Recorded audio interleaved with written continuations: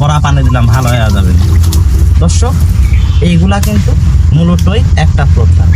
অনেকেই আছেন যা গ্রামে গাভী পালন করেন, আপনাদের মনের মাঝে কিছু ভুল সিদ্ধান্ত আছে।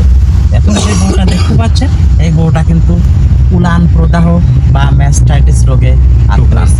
এই ম্যাস্টাইটিস রোগ হওয়ার সব থেকে বড় মূল কারণ খামারির অসচেতনতা। যখন গরুটা সকাল বিকাল দুধ দহনের নির্দিষ্ট টাইম থাকে, ওই সময় হয়তো বা খামারি এই গরুর মালিকটি দুধ দহন না করে 2-3 ঘন্টা পরে দহন করছে।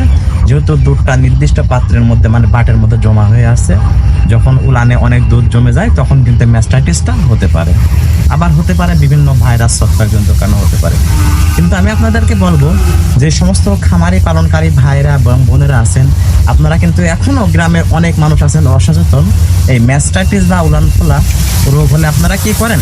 পানি পরে দেন, তারপরে বিদ্যুৎ দিয়ে ঝাড়ান। আসলে এগুলা করতে করতে যখন গরুর উলান একদম নষ্ট হয়ে যায়, এই বাঘটা নষ্ট হয়ে যায়, তখন আপনারা একজন পল্লী চিকিৎসক অথবা একজন ভেটেরিনারি সার্জনকে ডাকেন। আপনারা এই সমস্ত ভুল কাজ আর করবেন না।